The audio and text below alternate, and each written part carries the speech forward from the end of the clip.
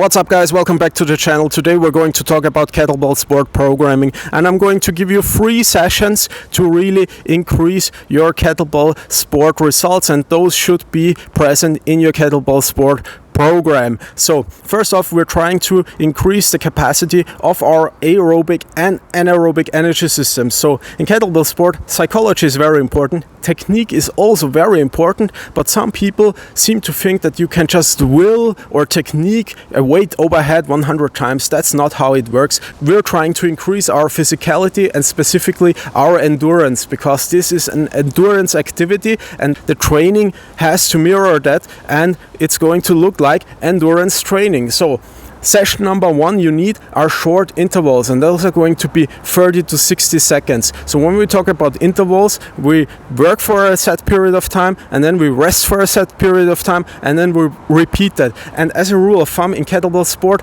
we are going to have a work-rest ratio of 1:1. So if we work for 1 minute, we also rest for 1 minute, okay?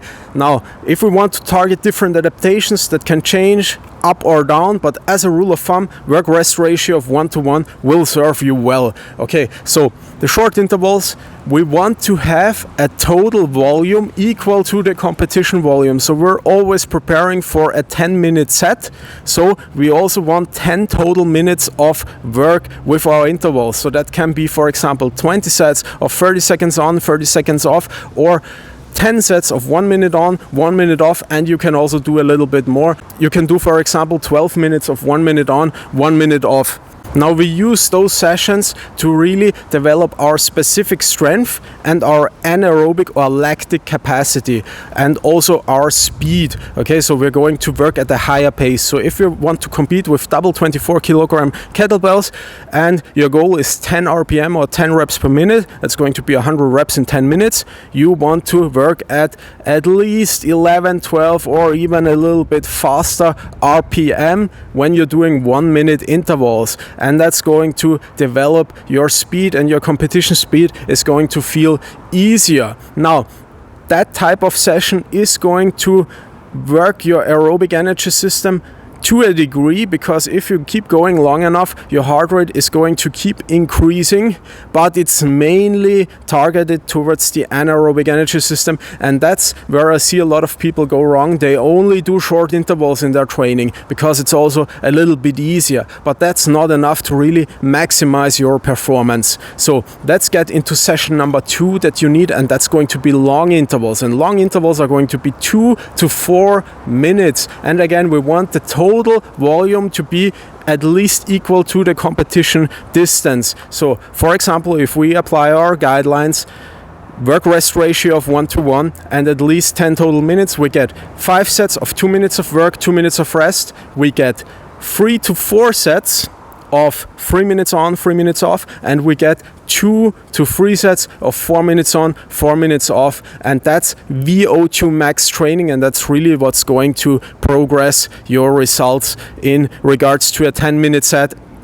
For those of you who are familiar with running, in the last couple of years, the Norwegian 4x4 became really popular, which is 4 sets of 4 minutes on, 4 minutes off. We do a little bit less volume in kettlebell sport because it's very demanding also on the joints and on the musculature. So most people are not prepared for 16 total minutes of work, but the principle stays the same. We want to elevate the heart rate and keep it elevated for an extended period of time, and that's going to really allow us to get the adaptations we're looking for, namely the stroke volume and the cardiac output, so the output, the amount of blood your heart can pump.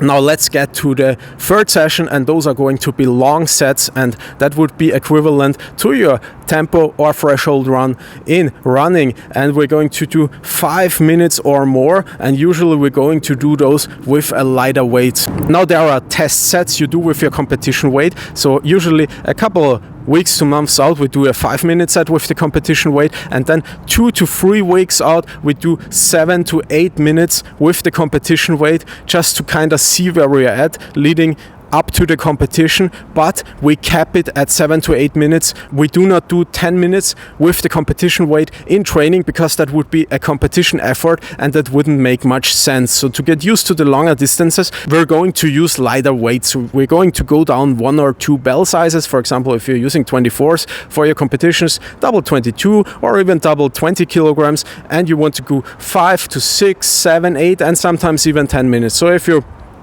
going to compete with 24s, you can easily do a 10-minute set with double 20s in training. Okay, so those are the 3 sessions you need. You have your short intervals for the anaerobic capacity, you have your long intervals for the VO2 max, and then you also have your long sets where you really get used to working for an extended period of time, but we usually use a lower weight for those. So how do you program that? Obviously, programming is a pretty complicated matter, and that's where a coach can really help you out. So I think, especially as a beginner, you're going to get the best results with a coach. I'm pretty experienced and I have a coach as well, because it just helps to have someone look at you from an objective perspective, help you with your technique, and also, of course, with the planning.